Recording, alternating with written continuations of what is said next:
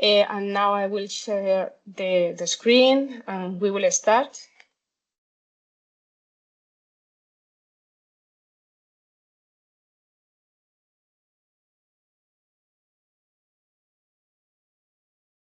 Tell me now. Just a moment. Is this okay now? Yes. Maria? Yes. Okay. Sorry for the waiting. Just welcome to everybody here today. Good morning. Thank you for joining us for this webinar about dry reforming of methane, which is a key part of the project called HYWARE from the ministry, as you can see there in the acknowledgements. This project addresses one of the major challenges in the energy transition, which is producing sustainable hydrogen from biogas and waste streams, and which is aligned with the European decarbonization and circular economy goals. In this session, we will explore catalytic strategies for dry reforming of methane and biogas. We will discuss a little bit the state of the art, and especially we will share some of our experimental results aimed at overcoming some of the barriers regarding the catalyst deactivations and carbon deposition that is a major drawback in the development of catalysts for this process. Our speakers today will be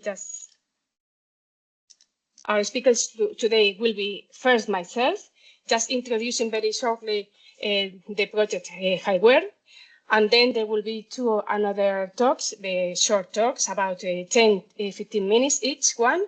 First from Maria Romay, talking about the dry reforming of biogas over perovskites, and finally Jose Maria Escola from Rey Juan Carlos University, talking about dry reforming of methane over nickel zeolite M5 catalysts. Just starting with myself and doing this first introduction of the project HYWARE, I will make first a short context of the situation justifying this project. You know that the European Union has established very ambitious targets about decarbonization, mainly focused on reaching net zero emissions by 2050, And here, in order to reach these targets, hydrogen will play also a key role. Why? Because this hydrogen will give some support to the other intermittent sources of energy, such as solar and wind energies, because of you know that they are intermittent, it's difficult to predict, and hydrogen can fill this gap, helping balancing the energy production. Hydrogen production via renewable power electrolysis is the main route in terms of the renewable hydrogen. But there are also some challenges here, because in order to produce hydrogen from electrolysis using renewable energy, such as, again, wind or solar energy, has to face, again, the challenges of intermittency. So also, we will have to take into account that the current projections are that beyond the 2030 year, the demand of hydrogen will be higher than the production capacity, this production capacity coming only from electrolysis. We need to find other alternative routes in order to produce this sustainable hydrogen. Here, this is aligned with the HYWARE project. There is a possibility to use waste, for example, regional waste from Madrid, for example, in order to convert this organic waste into hydrogen, to use this waste as source for the production of hydrogen. This will be aligned with the circular economy principles, and among the different organic waste or different kind of waste that we can take advantage of, we can convert into hydrogen, we would like to focus here into biogas. You know that biogas is coming from organic waste by microbiological digestions, and this biogas is composed mainly of methane, and also carbon dioxide. This biogas is available, is an available feedstock from the regional waste management, and we could take advantage of this feedstock in order to produce hydrogen. The main route at industrial scale for converting methane into hydrogen, you know, that is steam reforming. But here in this project, we also address a similar but different route also, which is the dry reforming of methane and also biogas, which means that we are going to react simultaneously methane, as you can see here in the graph, with CO2, with carbon dioxide, in order to produce hydrogen and carbon monoxide. So by this way, with this reaction, we will produce what is called syngas. But depending on the reaction conditions, we can also get a syngas with a high concentration of hydrogen. So about this technology, dry reforming of methane or biogas, the main challenges that we had to face is mainly the catalyst deactivation, because during this reaction there are some side reactions. For example, methane decomposition into hydrogen and carbon that produces that some carbon is deposited on the catalyst surface, causing the activation of the catalyst. Also, another problem is the activation of the catalyst because of the sintering of the metallic components of this catalyst, because these reactions normally are carried out at high temperature, as you can see here, between 600 and even 900 Celsius degree. The catalysts that are being investigated by the scientific community are mainly focused on nickel supported on different materials such as silica, alumina, or even other kind of oxides. So this is more or less the state of the art regarding the dry reforming of methane or biogas, which will be the focus of the next talks given by Maria and Jose Maria Escola. Regarding or coming back to HYWARE, HYWARE project is not only devoted or focused on dry reforming of methane. It's a project which is devoted to find a model or develop a model for the production of hydrogen using different kind of waste, not only biogas. We propose a system that produces circular hydrogen from regional waste streams and biogas. In this project, we have been focused on the different kind of organic waste coming from the regional government of Madrid, from Madrid. So here the approach is to integrate two domains, two critical domains, which is advanced waste management flows and a rigorous life cycle sustainability assessment for biomass reforming. The goal here then is to develop a regional, sustainability-oriented model that assesses and optimizes the integration of diverse hydrogen production technologies into a local waste management system. The expected outcomes in this project is to to develop a predictive model that allows to plan or design the conversion of different kinds of waste into hydrogen, depending on the waste that is being produced in the region. Also to validate the experimental data set for biogas reforming, which is the work that we have been developing in the thermochemical processes unit and will be the topics of the next presentations. But also other outcomes of the projects are to optimize the regional hydrogen mix to 2050 and to contribute to the European Green Deal and circular economy goals. We will achieve these objectives by means of different sub-objectives, as you can see here. There are several of them. Most of them, the 1, 3rd, 4th, and 5th objectives are related to development of these predictive models and validation of these predictive models, integrating different kind of waste. How can they be converted, employing different alternatives, different technologies, In the project, we not only consider biogas reforming or dry reforming, also gasification, for example, also pyrolysis. Depending on the feedstock or the kind of waste, we will propose different technologies to convert this feedstock into hydrogen, okay? One of these technologies is dry reforming, as I mentioned before, and this is the next presentations. So for this, we have 5 work packages. The second work package, as you can see there, is the experimental work regarding the biogas reforming. Here at the Thermochemical Processes Unit, Maria doing her doctoral thesis. She has been working on testing different catalysts and in the dry reforming of methane, but also in tea reforming of methane, steam reforming, partial oxidation of reforming of methane. So different kind of alternatives for the reforming of methane or biogas in order to evaluate the effect of the operation conditions, also the effect of the properties of the catalyst, trying to find the optimal one.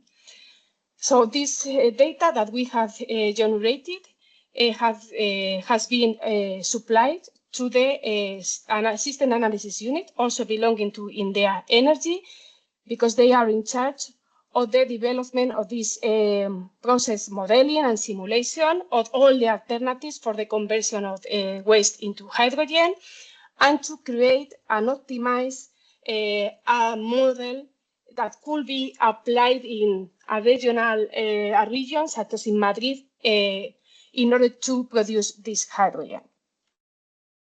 The project had a duration of 3 years, but it was extended for several months more. It was finished in November of this year, 2025. The principal investigations of HYWARE project was Javier Duforandia, because he's the head of the system analysis unit in charge of this life cycle sustainability assessment, process simulation, generating of these predictive models, and so on. And in my case, I was the second IP of the project in charge of the experimental work regarding the dry reforming of methane or biogas. So then, as I mentioned before, the next 2 presentations that will be given by Maria and Jose Maria Escola aims to present and to share with you the main results, experimental results regarding the development of catalysts with high efficiency, operating at a lower temperature as possible, and with a higher selectivity to hydrogen, using 2 kinds of catalysts. The first kind of catalyst that we have tested is perovskites, is the presentation that will be given by Maria Romay. And finally, the other kind of materials that we have tested is nickel, supported onto zeolites, in particular MFI structures, and these results will be presented by Jose Maria Escola. So this is everything from my side. If you want to make any questions or comments, please write in the chat, and after the presentations, we will stop the recording and we will read these comments or questions, and we will try to reply to all of you. So thank you from my side. Maria, I think it's your turn. I will stop sharing the screen. Okay. Thank you, Patricia.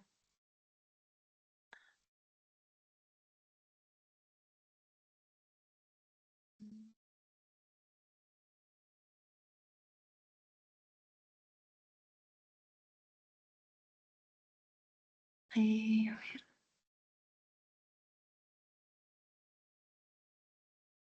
ver. Can you see my screen? Because I cannot see anything, just my screen. But it's not in the, I don't see in the projection mode still. Or yes, no. A ver. I have it. I'm gonna share it again, sorry.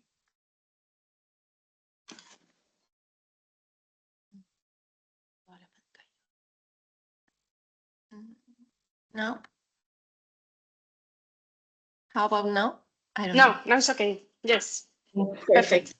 Okay, so thank you very much for the presentation. As Patricia has said, I'm Maria Romay, and I'm a PhD student here at the Energy. I work in the thermochemical processes unit, mainly performing dry reforming of methane reactions using quite efficient catalysts such as perovskites, also zeolites, in order to produce syngas from biogas. So within the HYWARE project, one of the main objectives is to produce renewable hydrogen from waste. There are many technologies to do this, such as gasification, steam reforming, also pyrolysis or hydrothermal treatments, but these technologies had some limitations, such as the feedstock flexibility, also the low predictability of the composition of the product, and the high costs. So that's why these last technologies are in a lower level of maturity when comparing them to gasification or steam reforming, which are even considered ready for industrial implementation. Another alternative would be the biological routes, which have a low energy consumption. But an interesting renewable resource for the obtention of this hydrogen-rich synthesis gas will be biogas, which can be obtained through the anaerobic digestion of organic waste.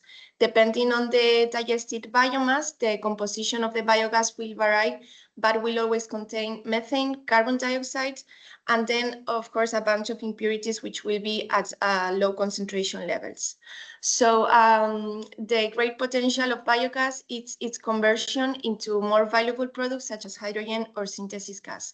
There are many technologies to obtain this hydrogen, for example, through methane decomposition. After the elimination of the separation of the carbon dioxide and the elimination of the impurities, we can obtain hydrogen and only solid carbon as a co-product. So there is no emission of greenhouse gases. However, there are still some challenges, such as to develop these efficient catalysts and also the high temperatures that this particular reaction requires.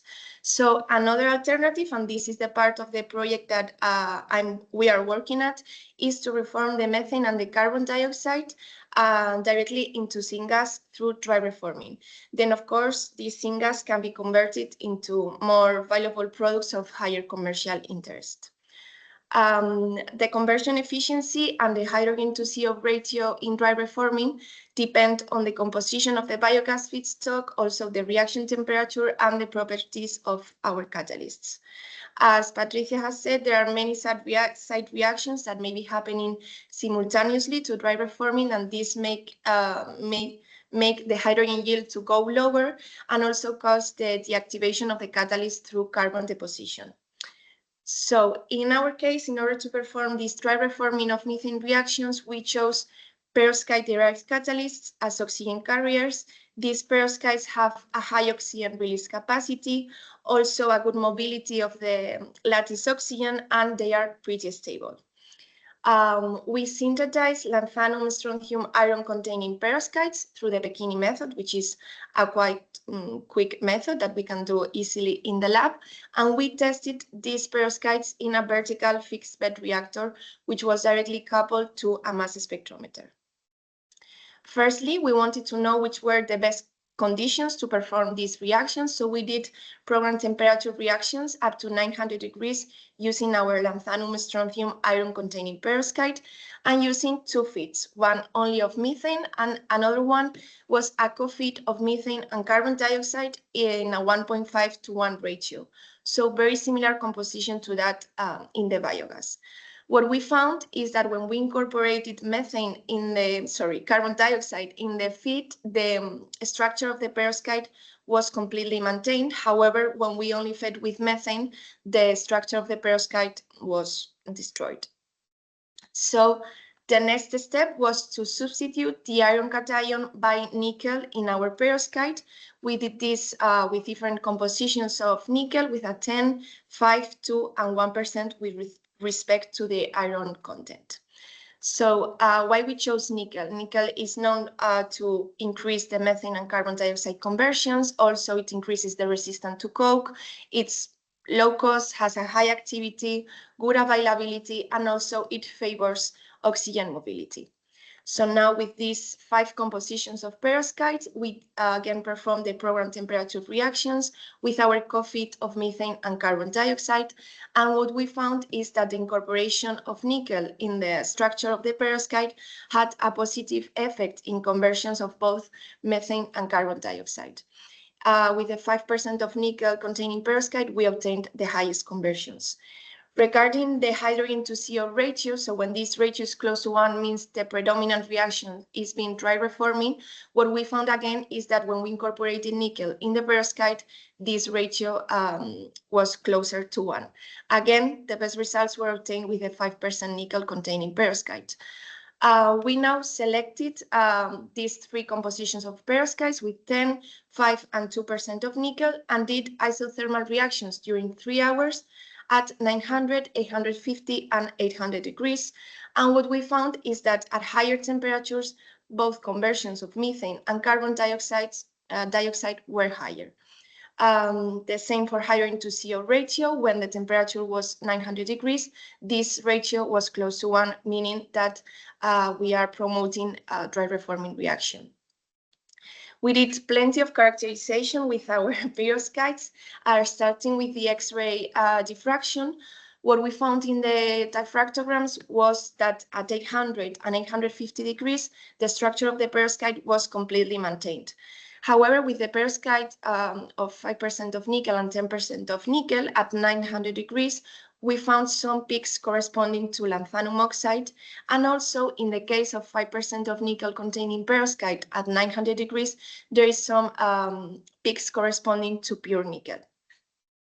In order to get further understanding of our structure of the perovskite, we did SEM and EDS analysis for the 3 catalysts after the isothermal reactions at the 3 different temperatures. And what we found was an exsolution of nanoparticles corresponding to the exsolution of metallic nanoparticles, which is a quite common feature of these dry reforming reactions. In the case of the 5% nickel containing perovskite, in the EDS analysis, we found that these particles had a high nickel content. So we could correlate the exsolution of nickel particles with the higher perovskite activity. As you can see by now, the 5% nickel-containing perovskite exhibited a quite good balance between activity and the incorporated nickel amount. So we chose this perovskite with 5% of nickel to perform further studies. As you may know, oxygen vacancies play a very important role in the activation of carbon dioxide in these dry reforming reactions. So we thought it was important to know the number of the amount of these oxygen vacancies in our perovskites. That's why we did the O1XPS analysis, comparing the perovskite without nickel and with 5% of nickel. And we found that we had the same peaks, but in the case of the 5% nickel-containing perovskite, we had a higher quantity of oxygen vacancies, meaning a higher oxygen donation capacity. As I mentioned at the beginning of my talk, there are many side reactions that may be happening simultaneously to dry reforming. So we again thought it was important to know which reactions were happening at different times or different points of our global reaction. And that's why we did optimization studies in order to know the extensions of the reactions using the solver tool in Excel. So comparing the perovskite without nickel, the one in red, and with 5% of nickel, the one in blue, at the very early stages of the reaction, what we could see is that for the perovskite with nickel, the dry reforming of methane reaction was the predominant reaction. However, with the perovskite without nickel, we have some predominance or some extension of the reverse water gas shift reaction. After 30 minutes of reaction with the perovskite with nickel, still dry reforming of methane is the main reaction, but we are starting to have some contribution of the reverse boudoir reaction and also of the steam reforming of methane, which is much higher. We have a higher extension of reverse boudoir and steam reforming of methane with the perovskite with nickel at the end of the reaction. But this made completely sense to us because the contribution of this reverse boudoir reaction means the carbon is being consumed, and indeed in this perovskite we found a lower carbon deposition rate. Finally, we wanted to know the regeneration capacity of our perovskite. That's why we did up to 50 cycles of redox cycles, alternating two feeds. 1 hour co-feed of methane and carbon dioxide during 25 minutes, and then during 5 minutes, we fed only carbon dioxide. So what we found is that during these 50 cycles, our perovskite was pretty stable, and we are obtaining good conversions of both methane and carbon dioxide. In the X-ray diffraction after 50 cycles, what we found is that the perovskite structure is mainly maintained, although yes, we have a slight shift towards lower angles, meaning there is an expansion of the perovskite lattice because of the expulsion of these nickel nanoparticles. In the SEM analysis, we found a slight exsolution of these nickel particles. So finally, as conclusions, as you have clearly seen, we can confirm that incorporating small amounts of nickel in our perovskite is really promising for dry reforming reactions. Among all the compositions, of course, the one with 5% of nickel had the best balance between activity and incorporated nickel quantity. This perovskite has more oxygen vacancies, and this feature, together with the nickel solution, leads to a better performance of our lanthanum strontium iron nickel containing perovskite. And this particular perovskite, after 50 chemical reaction cycle, is still quite active in dry reforming reactions. So these results, more characterization, can be found in an article we published last year in Chemical Engineering Journal. That's been all from my side. Thank you everyone for your attention. Thank you very much, Maria. José María Escola, is your turn. Okay, thank you very much, Maria, for your nice presentation. I will share the screen. Okay. Wait a minute. Do you see it? Yes, it's okay. Okay, perfect. I'm going to talk about the dry reforming of methane over nickel NF5 catalyst and role of the Zeolites and pore acidity. This work has been done by the 4 authors you can see here. I am Jay Escola. I am full professor of Rey Juan Carlos University, and I am going to tell you about the main result we have obtained in this research. The great deal of the result I'm going to show you here in this presentation has been published recently in a Catalysis Today issue. You can see here the DOI, and this article is open access, so it's fully available for anybody who wants to read it. Firstly, I would like to say that global warming concerns has grown the interest in eliminating greenhouse gases, especially carbon dioxide and methane. One possibility to eliminate both greenhouse gases is dry reforming of methane reaction. As Maria has told you and Patricia, this is a very interesting reaction because it gives as products carbon monoxide and hydrogen. This is also a very endothermic reaction. As you can see in the equation, produce a hydrogen monoxide ratio of 1 that is quite useful for freeze-stroke process leading towards fuels or chemicals. It can also be applied to biogas mixture, which has a methane carbon dioxide ratio about 2.3.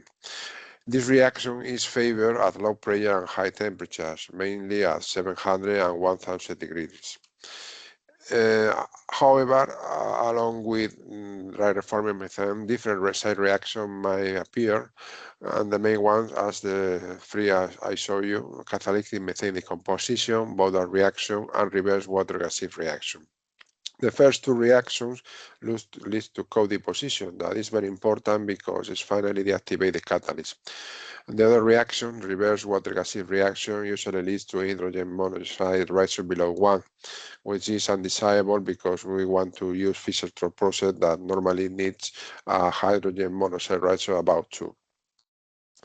The proposal of this research was to use nickel-based catalyst, nickel supporter NF5 catalyst, to develop or to carry out dry reforming of methane. This is a hot topic now because there are plenty of words now that have been appearing about using zeolites for this reaction. In our case, we have used as support 3 commercial zeolites with a silica alumina atomic ratio of 40, 100, and infinite. We have prepared the nickel-based catalyst, nickel NF5-based catalyst, according to the procedure that is depicted here in the slide, by a wet impregnation route using nickel nitride, drying the catalyst in a rod of vapor, and finally calcining them at 900 degrees. The loaded amount of nickel in every catalyst was of 5 weight%. The installation is the same one and has been described previously by Maria. It's considered a fixed bed reactor which is heated externally by an oven. There are 3 lines injecting the different gases, argon, methane, and carbon dioxide, and the obtained products are finally analyzed by means of mass spectrometer. We have been I would like to tell you that one important point of this work is that the temperature we have used are much higher than the previous work with perovskites. We have tested a temperature of 500, 550, and 600. They are rather low compared to the usual ones that used for dry reforming of methane, that are about 7 or 1000 degrees. So we want to explore is this nickel supported of NF5 catalysts were active at this low temperature. And the answer was positive. We observed that this catalyst reacted and get good conversions, but the result was different. We observed differences among the catalysts depending on the silica alumina atomic ratio. You can see here in these spider graphs the different reaction, the different competing reaction. We have observed 7 competing reaction. We have do DCLP optimization study, and we observed that for the catalyst with a silica alumina atomic ratio of 40, the main reaction was dry reforming of methane at the free tested temperature. In contrast, for the other 2 catalysts, we observed that for a catalyst with a silica alumina atomic ratio of 100, the DRM, or dry reforming methane, was only the main reaction at the highest temperature, 600 degrees. And the same occurred with the nickel supported on silica light. At 500 and 550, the main reaction were the reaction 7 was considered catalytic decomposition of methane, a reaction 2 that is the reverse water gases reaction. Additionally, we also observed a rather different amount of coke deposited over the catalyst depending on the silica alumina atomic ratio. The catalyst with the lowest amount of coke deposited was the catalyst based on NF5 with a silica alumina atomic ratio of 40.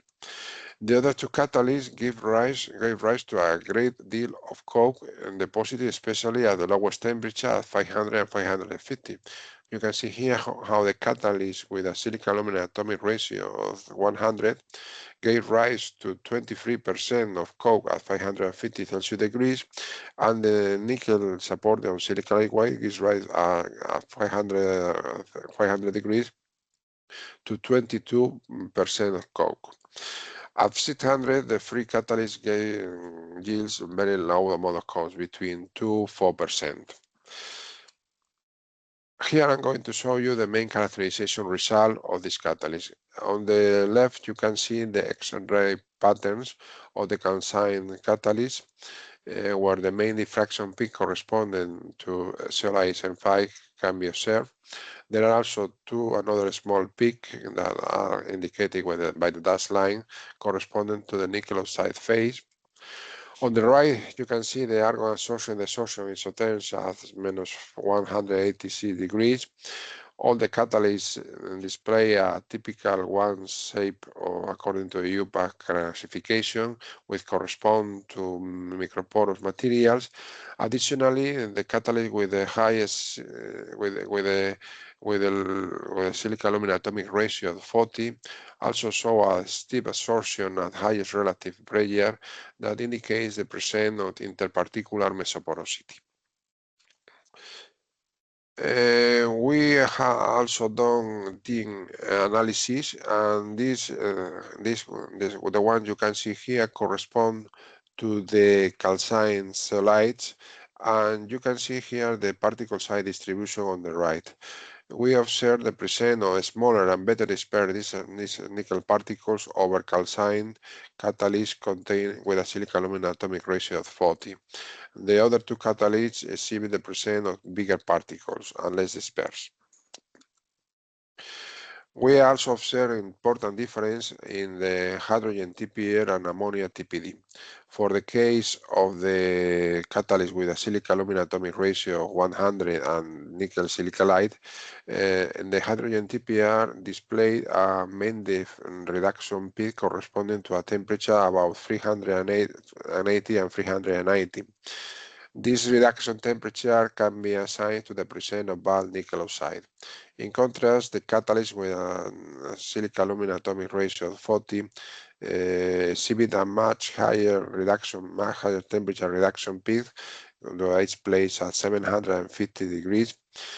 This peak, the position of this peak make us think at the beginning that maybe we can have some nickel phyllosilicate or some nickel aluminate, but we have not observed any of these phases in the X-ray diffraction. So this fact make us think that we have a very small and very well dispersed, strongly interacting with support nickel particles.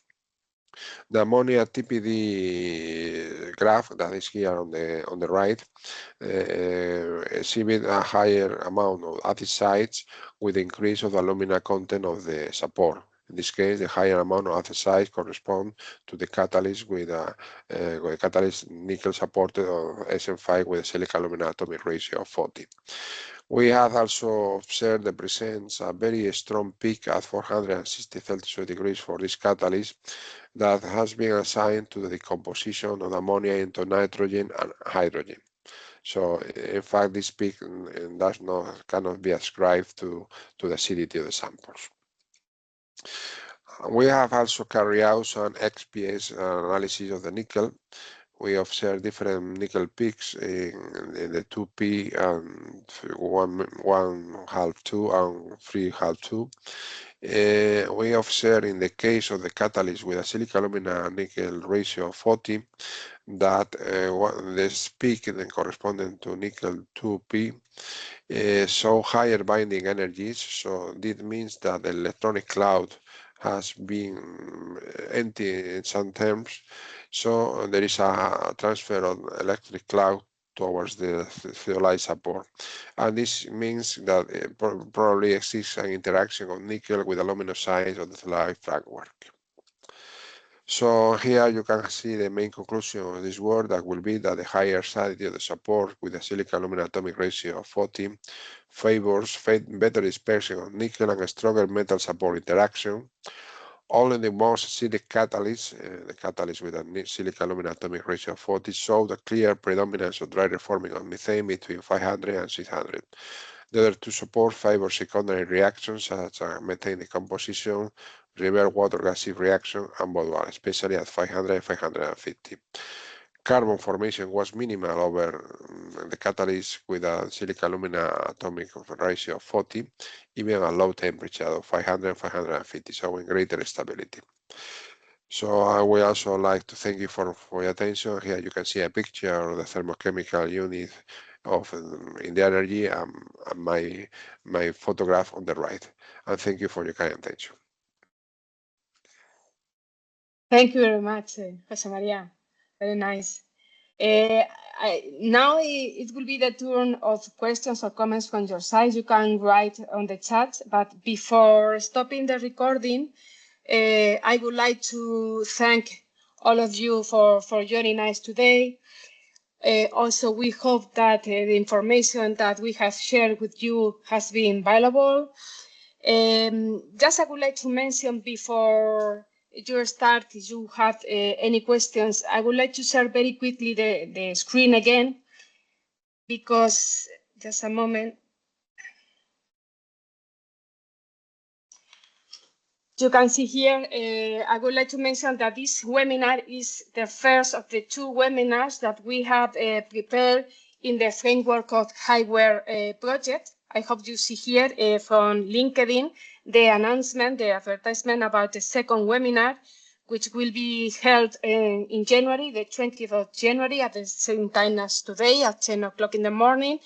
This webinar will be given by the System Analysis Unit, the people from that unit, Javier Tufor and Nicolás Martínez, because they will present the work that they have been carrying out in this project, the results on the development of the model to assess and to optimize the integration of the different hydrogen production technologies, as I mentioned before at the beginning of this webinar, into local waste management systems. So we hope you will join again. This webinar is completely different because this is about assessment, simulations, and sustainability evaluation of the different technologies, and this integration of all the technologies for hydrogen production from different kind of waste. So please join the next webinar in January. Now I will stop sharing the screen. Also, I will stop recording